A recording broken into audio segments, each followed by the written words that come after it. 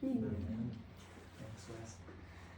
All right, so let's read the first 7 verses of the book of Exodus. So, Exodus chapter 1, verse 1 says, "These are the names of the sons of Israel who came to Egypt with Jacob, each with his household: Reuben, Simeon, Levi, and Judah, Issachar, Zebulun, and Benjamin, Dan and Naphtali, Gad and Asher.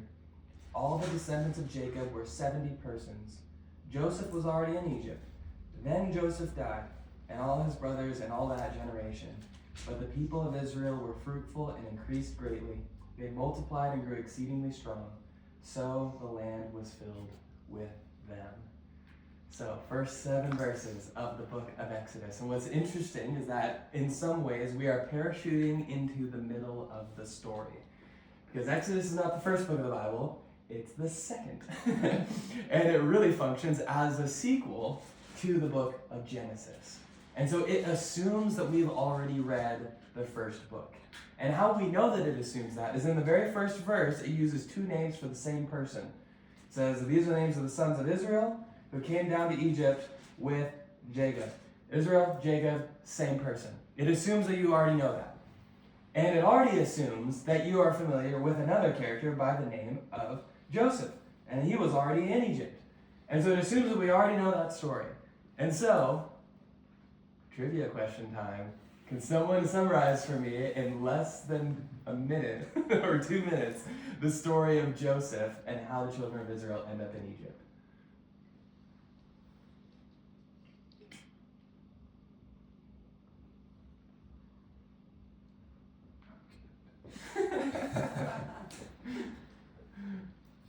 Anybody?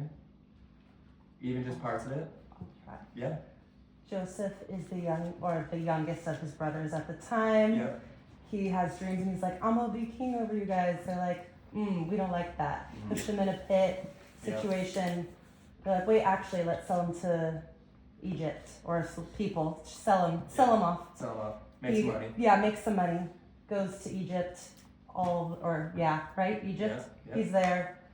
He ends up being put in prison at some point. He's interpreting dreams. Yeah. The king's like, "Hey, can we check that out?" Yeah. I need some talent. I need that talent on my team. Yes, exactly. Yeah. Brings him in. Then while he's the Potiphar's wife thing, that happens. That all happens. Sketchy. Then there's a famine, and people are like, "Oh, we need food." His family comes and they're like, "We need food," and he's like, "Oh my gosh, they don't know who I am." Yeah. And then this whole story of forgiveness, of him forgiving his family. Amazing. There's a younger brother, Benjamin. Yeah. All the things. Yeah. And it all ends happily ever after. Amazing. Good enough. Well done. Whole story off the top of your head. Well done. I know. I was like, wait, where was that in the story? Where did that happen? So. Well done. See, I appreciate you stepping out and doing it. You did. So, Joseph, he's down in Egypt. He orchestrates and administrates the provision of not just the Egyptian people, but essentially the entire known world through a 7-year-long famine. And the children of Israel go down and meet their long-lost brother that they thought was probably dead, and happens to also be now in charge, and the king, or not the king, but right below the Pharaoh. And so they go down, Joseph takes care of them, and he ends up taking care of essentially the whole world with food, which is great. And so that's how they all came to go down into Egypt. And now Exodus is going to pick up that story and follow the family and their time in Egypt, and then their exodus, or leaving Egypt. And this first paragraph is the perfect introduction to the book. And it may not seem like it at first. It looks like it's probably just a throwaway, but there's actually so much going on here. And is there anything in this passage that would remind us of Genesis when you first read it? Specifically, maybe the first couple of chapters of Genesis when reading it. Yeah. They fulfilled their command to be fruitful and multiply. Boom, let's go. Look at all the verbs there. It says in verse 7, but the people of Israel were fruitful and increased greatly, and they multiplied and they grew exceedingly strong, so that the land was filled with them. And that word land there in Hebrew happens to be earth. Same word for earth and land. And so, what God is doing here in working through the family of Abraham, even though all humanity fell and they did not accomplish their mission that God had tasked them with to go and be fruitful and multiply and fill the earth and subdue it, it says in Genesis chapter 1. God, in his grace, ordains this family to be the means through which that creation mandate, is what it's called, to be fruitful and multiply, fill the earth and subdue it, is still being accomplished. In other words, our sin does not thwart his purposes, but God in his grace overcomes and continues his plan. And he's focused and narrowed it down to this specific family. And this family is going to be the means through which the expansion of the people of God throughout the world will take place. But is there anything else in this passage that would remind us about the book of Genesis, forming the bridge between Genesis and Exodus? The other thing, I wouldn't have gotten this had I not read beforehand. So I'm not going to make you guys have to guess, because I wouldn't have known this. But notice the number. All the descendants of Jacob were 70 persons. These 70 persons go down together, and every single one matters. And in the book of Genesis previously, there was another list of 70 that was significant in Genesis chapter 10. Right after Noah and the ark and the flood and all of that, if you remember that story, classic kids story, it then shows the genealogy of Noah's kids, Ham, Shem, and Japheth. And all of their descendants, each one of them are listed. There's 70 of them. And those 70, says, represent their nations. And so from Noah come all the nations, and all the nations of the world are all culminated together into the number 70. So here's what is happening. The creation mandate is being fulfilled for all nations through this individual family. And now what Israel is going to do is embody the story of every single person from here on out. All of our stories. Every single person on this planet. He now is representing, the children of Israel are representing us as they go through this story. And so, it was a really cool dynamic. Welcome, come on in, no. Really cool dynamic of how Moses, who's the author of both Genesis and Exodus and Leviticus and Numbers and Deuteronomy, the first 5 books, how he weaves this narrative together, that this is going to be the path through which God accomplishes his purposes, is through the family of Abraham. But notice, how does the increase happen? What happens in order for the increase or the fulfillment of the creation mandate? What takes place?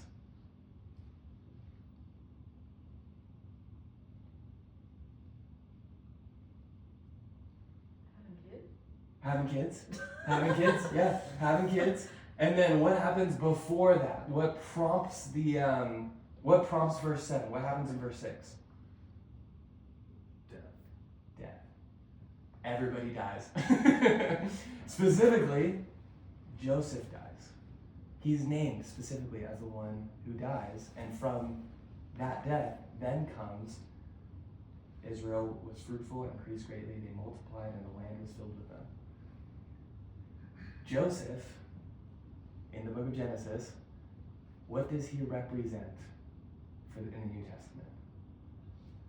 Jesus. Let's go. He's a picture of Jesus, the one who was sold for 30 pieces of silver, who then goes to a foreign land, and he, through his sacrifices, even though he was faithful, provides salvation for those who don't deserve it. And it is once that person dies that then expansion happens. fruitfulness happens. So here in the first 7 verses, we have the entire narrative of the gospel, where from creation to death of Christ to the expansion all the way to the very end. We have it all in these 7 verses. And I just love the Bible. Like, it's so crazy how connected everything actually is. And in the New Testament, Jesus in John chapter 5 says, "You search the scripture because you think in them you will find life, but these are they which testify of me." And so when we go through the book of Exodus, as we're going to go through it, my goal, my purpose in this entire thing as I'm studying, getting ready for these evenings, is going to be, where's Jesus? Because Jesus said it's about him, so I want to figure out how it's about Jesus. And here we see it being about him, and the fact that it is through his sacrifice that the people of God expand. And so that's going to be the lens through which we view the book of Exodus. It's going to be through the cross, through Jesus, and through the gospel narrative. And this introductory paragraph, which connects Genesis to Exodus, prefigures that amazingly and beautifully through the sacrifice and death of Joseph, the type of Christ, which leads to the expansion and fulfillment of the creation mandate. Does that make sense? You guys all following me? Okay. So let's get into it. Exodus 1, verse 8 says, "Now there arose a new king over Egypt who did not know Joseph. And he said to his people, 'Behold, the people of Israel are too many and too mighty for us. Come, let us deal shrewdly with them, lest they multiply. And if war breaks out, they join our enemies and fight against us and escape from the land.' Therefore they set taskmasters over them to afflict them with heavy burdens. They built for Pharaoh store cities, Pithom and Ramses. But the more they were oppressed, the more they multiplied and the more they spread abroad, and the Egyptians were in dread of the people of Israel." So Egypt is being populated by all these Israelites, and Pharaoh, the leader of Egypt, looks out and is like, "This is not going to go well for us if they decided to turn on us, so instead we're going to enslave them." And so this is his first tactic of oppression. There's going to be 3 different tactics throughout the first chapter. And the first one is that he's going to oppress them and afflict them and enslave them to make them work for Pharaoh. And they construct these 2 cities, Pithom and Ramses. And these are very helpful in trying to figure out when the Exodus happened. Like if you're scrolling on TikTok or Instagram or something, there's going to be like, when did the Exodus happen? And they'll like go through it, you know what I mean? To be fully transparent, it's really difficult to know when it happened. I read so much about it, and essentially it could either be in the 1200s or in the 1500s BC. So this is either 1200 years before Christ or 1500 years before Christ. So one of those 2. But these are very helpful in trying to narrow it down because we know where these cities were. They were right around the Nile. They were storehouses. It was great. So Pharaoh does this, he enslaves them, but what's interesting is in verse 12 it says, "But the more they were oppressed, the more they multiplied and the more they spread abroad, and the Egyptians were in dread of the people of Israel." What do you think that tells us about like God and our relationship to him and like what life can be like when we're following Christ?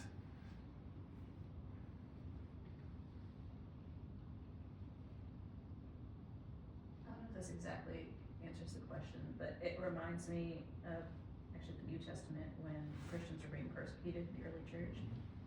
But as a result of that, yes, it was terrible for them, but they spread out, and thus the word spread. Mm-hmm. So this reminds me of that. Yeah, beautiful, so good. In Acts, it's so perfect. It was right on the money. Well done. So in Acts, we see that when Saul was persecuting the church before he became Paul, immediately they all spread out. And the gospel went with them. And so the persecution did nothing but expand. And Tertullian, a little over a century later, writing in the late 2nd century, would have the classic phrase, "The blood of the martyrs is the seed of the church." Which means the more that Christians are persecuted and killed, the more they expand and grow and multiply. And that principle has been true since the Exodus. that the more the enemy attacks, the more fruitfulness ends up being resulted in. And so what this means for us is oftentimes people can get really caught online figuring out the culture war that's going on right now. Either looking at political culture wars and being like, oh, I'm like really invested trying to figure out how to politically advance the kingdom of God. Or pop culture wars and being like, Bad Bunny is playing at the Super Bowl. This is terrible. You know, like just constantly like trying to figure out how to like fight these culture wars to find advancement and all those kinds of things. And here's how I view all those situations because of this passage in verse 12. Let's say that, the worst political candidate gets in and becomes president, and they have the worst singer of all time singing someone like, I don't know, Shiphrah? I don't know. Tell someone terrible. I don't know. I realize I'm already walking on my phone.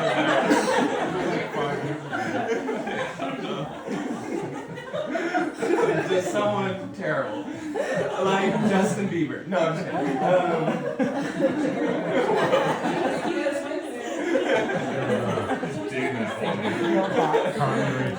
Yeah, there you go. That's good. Someone, I don't know. Whoever your least favorite cultural figure is now the star of everything. And then, someone terrible gets in politically, and it's like, oh, everything's going terrible. Guess what that's going to do to the church? Only good things. That's literally going to do nothing bad for the church. It will only do good things for the church. If cultural influence of Christianity in America wanes, then the authenticity and power of the church will only grow. So I'm not mad about whatever happens out there. It does no good for Christians to be wringing our hands thinking, I can't believe we're losing the culture war. If we lose the culture war, we win. Israel was losing the culture war here. They were losing the political fight. Pharaoh was dominating everybody. And they were not at the top of American Idol or whatever it was at the time. Like they were losing it all. And yet they increased greatly. So please, when you're scrolling through social media, don't get caught in the depressive, pessimistic, everything's going to be terrible because the culture is not going the way that I think it's going to be. If the culture genuinely goes terrible, then guess what? We win. But if the culture goes good, and Phil Wickham is playing the Super Bowl halftime show, and Johnny Artavanis is now president next time, praise God, we won. It's a win-win situation for us as Christians. We literally cannot go wrong. So I encourage you in the midst of all of the social media pressure on all of that, it's going to be okay. We're going to be fine. But also this isn't just true on a macro level, this is true on a personal level. So on a personal level, when we think about the times in our personal life with Christ, as we grow in sanctification, the places in which we increase the most, where we are multiplied and grow as Christians, is in the places of difficulty, in the places of trial, in the places of sacrifice, temptation, loneliness, difficulty. That's the place where God actually grows us more than any time else. And this is what James says in James chapter 1. It says, count it all joy, brothers, when you meet trials of various kinds. For you know that the testing of your faith produces steadfastness. And let steadfastness have its full effect, and you may be perfect and complete, lacking nothing. Notice what he says. He says, count it all joy. When various trials of various kinds, this means anything that you might have come up against. This is true of all the different things, whether it's self-inflicted or not, whatever kind of trial it might be, count it all joy when you go through those things, because it is producing. That means it's working something. It's developing, it's growing, it's multiplying, it's producing, and what I thought was so surprising is steadfastness. Notice how he describes what steadfastness is. Steadfastness, it's if you have that, you'll be perfect and complete and lacking nothing. Do you want to be perfect, complete, and lacking nothing? Yeah. Sign me up for that. You know what? How to gain that? what that looks like in the Christian life is steadfastness. And I was looking up that word in like the Greek and stuff and all that kind of stuff. And essentially it just means to just keep going. Like of all the different things, like just keep going. Do you want to be perfect and complete, lacking nothing? Just keep going. Don't stop. Just keep going. And I remember a number of years ago, I was talking with someone who was really struggling with their morning devotions. And they're just reading the Bible in general. They're like, I read the Bible, and when I first became a Christian, like it felt like it was coming alive, and it was dynamic, and it was interesting. And now, like I read the Bible, and I just don't get anything out of it. I just don't get it. Like it's not speaking to me anymore. It's not like meaningful for me. Like, am I doing something wrong? Is there something missing, or is that whatever? And the response to that is these verses right here. I did not have them in mind when I was talking to him at the time, to my regret, but now I would point to this and say, you know what the Lord is giving you through this opportunity, through this season of not feeling God when you read the Bible? He's giving you the opportunity to read the Bible for no other reason than it's right and it's good and it's meaningful, to just keep going. Because you don't need to just keep going if you're just feeling him all the time and he's just so dynamic and personal and real as I'm reading the Bible, jumping off the page. You don't need steadfastness to do that. You need steadfastness to do it when you think that it means nothing to you, when it's not reaching your heart and not transforming your mind. That's when you need steadfastness. And so, God in his grace sometimes withholds his personal, dynamic, effective presence in order to grow in us the steadfastness. So if you're in that season of being like, I don't feel God at all, like I don't know what's going on, just keep going. Just keep going. And that will produce in you a character that will make you complete and perfect, lacking nothing. And so what the children of Israel are experiencing here in these passages, where they are oppressed, and yet through that oppression and through that difficulty, they are multiplied and spread abroad. That's true on a macro level in, the big things, but also on a micro level on an individual's basis for you and me in our lives. That oftentimes it's the time of trial and temptation and difficulty that we grow the most. And so then it goes on in Exodus 1, verse 13. It says, so they ruthlessly made the people of Israel work as slaves, and they made their lives bitter with hard service in mortar and brick and in all kinds of work in the field. In all their work, they ruthlessly made them work as slaves. So, in the Bible, the Exodus account is frequently hearkened back to as the model of redemption and the model of salvation. It's probably the most frequently, it's the most frequently quoted book of the Bible by the Bible.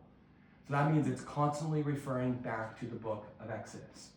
It has the verse that's quoted more than any other verse of the Bible. And so it's constantly going back to Exodus as the foundational pattern of salvation. And so when we think about what the New Testament says about salvation, what does Paul say we are slaves to in the book of Romans? Does anyone remember? Bible trivia question. What does Paul say we are enslaved to in the book of Romans? Sin. And then we become slaves of Christ. But at first, we are slaves to sin. Which one was the right answer? What was that? Which one was the right answer? Sin. Oh. Yeah.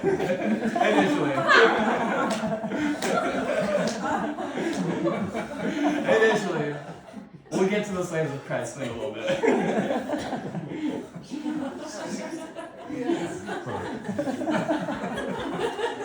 I'm still working on the slave to pride. Welcome to the club, let's go! So, in this pattern of redemption, we then can look at this and see, what is sin actually like? What is sin actually like? And what does it actually do? And when we're reading the Bible, one thing that we have to keep in mind is repetition. What things are repeated? And in these two verses, there are a couple things that are repeated. And so does anyone see one of the things that are repeated in these two verses? Ruthless. Boom. That was my first one too. Let's go. Ruthlessly. Both times. sin is ruthless. Genuinely ruthless. And when I was thinking about like what that means for sin to be ruthless, I think it gives no ground and takes every advantage. Like at no point does sin be like, oh yeah, no, you can have that win. Oh yeah, no, you can have this space. No, it does not give any ground at any time. And it not only doesn't give any ground, it takes every advantage. So at any point that we might be weak or stepping back or whatever, sin takes that advantage every single time. That's what ruthless means. Whenever ruthlessness is used to describe a warlord, that means he takes every advantage and he does not retreat, does not give anything. And that's what sin wants to do in our lives. And so often we can think as Christians, if we're all Christians here tonight, we can think that sin kind of can lull us to sleep and that we don't realize that there's a constant battle to destroy our witness in the world and our relationship with Christ. That sin is ruthless. And that it's a battle that will constantly be throughout our lives. And it wants to destroy us. That's what sin does. In Genesis, it says that sin, it crouches. That sin is crouching at the door. In talking to Cain before he murders Abel. That sin is crouching at the door. When sin crouches, that means it makes itself look small. But when it's crouching, it's like a predator ready to attack. That is the ruthlessness of sin. It will try and make it seem small. It will deceive. It will obscure. It's not a big deal in order to take every advantage and every single advantage that it can think of to try and destroy us. And I felt burdened for us tonight to remember how sin is ruthless in its pursuit of destruction. But in that pursuit also, it then can gain mastery and become slaves. And now this is a description of every single person who's not in Christ, is that they are not a slave to Christ, which we are as believers. Instead, they are slaves to sin. And how sin makes us slaves? It's in the very smallest thing to the craziest thing you can think of. It enslaves us, it dominates us, it controls us. It's like a Pharaoh lording its power over us, in the sense that sin, even a white lie, then becomes a shackle around our wrist. Because now we have to be thinking about maintaining that white lie every single moment from every day. It has power over us. It has shackled us. And obviously also in the big things, when you think of like addiction or stuff like that, that is all consuming. That is a slave master that's driving them into the ground. Outside of Christ, that is what sin does. And so often inside of Christ, as believers, we also struggle with sin being a slave driver and master over us. Because we as Christians, while we believe in Christ and have the Holy Spirit inside of us, maybe it's just me, but so often I struggle with sin still, and it can be this enslaving master. And what it then can lead to is, because that's the thing that's repeated also, work as slaves twice. It can then finally lead to what it says here, it made their lives bitter. That word was just so vivid to me. We're thinking about times in my life when I succumbed to sin and just the bitterness that you feel in your stomach. It's like bile in the back of your throat. It's this bitterness that can take over and consume and eat away like acid. And so often, so many Christians are living in that, and non-Christians are consumed by bitterness towards other people and ultimately an anger towards the self and a bitterness towards themselves. And I love the Old Testament because it pulls no punches. When you read it, you're like, whoa, okay. It's pretty heavy. Because it's real. It's dealing with life how it truly is. And so then the question is, okay, as Christians and as non-Christians, how do we escape the slavery of sin and the bitterness that comes from it and its ruthless attack on our lives and hearts. Well, salvation, as it always does, comes from an unlikely place. And that's what we see in the next verses. It says, "Then the king of Egypt said to the Hebrew midwives, one of whom was named Shiphrah and the other Puah." So just before we move on, this is hilarious. So Pharaoh's not named. And it would be so helpful for dating and timing of when this happened if they would have just said which Pharaoh it was. Like, it's like so much ink would have been saved. But Moses and God through Moses knew, I'm not even going to name Pharaoh. Like, he doesn't even get a name. And yet these two Hebrew midwives, they get their names written down. They're like, yeah, they go down in history. The Pharaoh, who's the king of the world at the time, well, whatever. Like, I don't even care. Don't even know his name. Instead, these two Hebrew midwives, they're named Shiphrah and Puah. And so the king of Egypt calls them. Verse 16 says, "When you serve as midwife to the Hebrew women and see them on the birth stool, if it is a son, you shall kill him. But if it is a daughter, she shall live." But the midwives feared God and did not do as the king of Egypt commanded them, but let the male children live. So the king of Egypt called the midwives and said to them, "Why have you done this? And let the male children live." The midwives said to Pharaoh, "Because the Hebrew women are not like Egyptian women, for they are vigorous and give birth before the midwife comes to them." So God dealt well with the midwives, and the people multiplied and grew very strong. And because the midwives feared God, he gave them families. So we see the king's next tactic to try and quell this Israelite problem, and that is to enlist Hebrew midwives to kill the male offspring of the children of Israel. And so imagine, put yourself in these midwives' shoes. The king of the world calls you up and says, "Hey, I need you to commit murder on my behalf."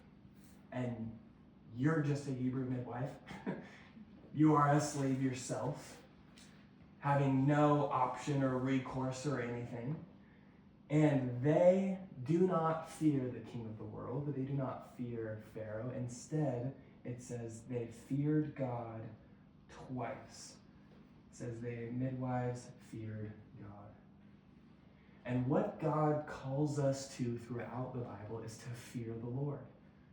And it is because they feared the Lord that they did not succumb to the pressure of Pharaoh. And so when we are underneath pressure to sin, and in the pressure that can be, oftentimes we have to remember the fear of the Lord. And the fear of the Lord is the thing that can give us the strength and fortitude to resist temptation. And so the question is, okay, what does it mean to fear the Lord? In Proverbs it says the fear of the Lord is the beginning of wisdom. It's used throughout the scriptures. What does it mean to fear the Lord? And the best that I could come up with for what it means to fear the Lord is it means that the Lord is the most important thing. Whenever something is the most important, there's a fear around it. If your car is the most important thing to you, then there's a fear around that car. You'll park far away from everyone else to make sure there's no door dings. You'll make sure you're putting the right kind of gas in it. You'll make sure that it's insured. Like, you'll do whatever it takes to make sure that this is all taken care of, right? There's a healthy fear around the car. For me, one of the things I struggle with is I fear people's opinions of me and my reputation, where I want people to think good about me, which is why I'm sitting in front of you right now. No, I'm just kidding. That is one of the things that sin has in my life, is that I value people's opinion of me. And so there's a fear around someone saying something bad about me, because that's something that's valuable to me in my life. And so when we think about the fear of the Lord now, what that means is now Christ, God himself, is the most important thing. And so now there's a fear or a reverence around him. And the more we know about him, the more we fear him, in the sense that we reverence him, honor him, love him, want him to be the most important thing in our lives. And And so the fear of the Lord in some ways is like a love of the Lord. It's this reverence of the Lord, this excitement, focus that the Lord is our everything. And so these Hebrew midwives, they exemplify this for us. What it means to fear the Lord is that God was the most important thing. And God says don't murder babies, so I'm not going to do it. I like that. That was funny. funny. Thank you. I appreciate that. However, the weird thing about the fear of the Lord, as I've thought about it for years now, it can't be manufactured. You can't just decide to fear the Lord more one day and be like, I fear him more today. I'm going to do it. It's going to happen. It's going to happen. I'm going to fear the Lord today. I've tried that. It doesn't work. We can try to just do it. Be like, I'm going to fear the Lord today. Like, I'm just going to do it. Like, I'm just going to do it. I'm going to fear the Lord today. And it's going to happen. And it just doesn't happen. Because your affection for your car or your reputation or whatever it is, you don't try to make that happen. Genuine, authentic fear is guttural. It's instinctual. And so where does the fear of the Lord truly come from? Where can it actually be developed? And where I think we can find it in this passage is in this last verse, in verse 22. So this is the next level of Pharaoh's oppression. He tried slavery, that didn't work. Then he enlisted the Hebrew midwives, that didn't work. And so now he's enlisting his own people. And he says, then Pharaoh commanded all his people, every son that is born to the Hebrews you shall cast into the Nile, but you shall let every daughter live. And so here Pharaoh then commissions his people to murder every single one of the Hebrew male children by casting them into the Nile. And this story automatically conjures up another story in the New Testament. Is there a story in the New Testament that has to deal with a tyrannical leader forcibly murdering children, male children, out of fear of being overthrown? Does that sound familiar? Someone want to say it for me? I see nods. Someone's got to talk.